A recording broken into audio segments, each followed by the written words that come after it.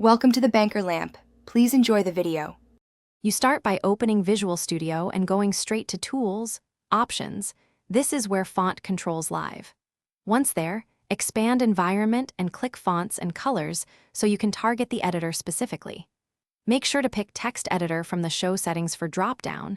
Picking the wrong scope changes other UI elements instead. You're doing this to improve readability and reduce eye strain, so choose sizes and families that balance line length and character clarity as a foundation for the next steps. You now change the family and size to match your workflow. Pick a monospaced font like Consola's or Fira Code so indentation and alignment stay consistent. Once done, set the size to something between 10 and 14, depending on your display DPI and vision. Then preview with sample code in the editor so you can judge spacing and line breaks. If your chosen font supports ligatures and you like them, enable them for nicer operator rendering. This improves readability for complex expressions and chained operators. You finish by clicking Apply or OK, then reopen a few code files to verify the changes took effect everywhere.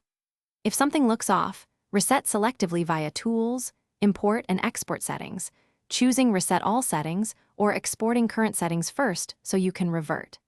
Make sure to check Windows Display Scaling and Visual Studio GPU settings if text appears blurry.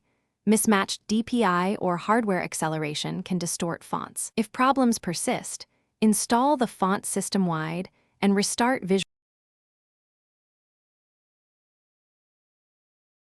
Thanks for watching. If this was helpful, leave a like and consider subscribing. See you next time.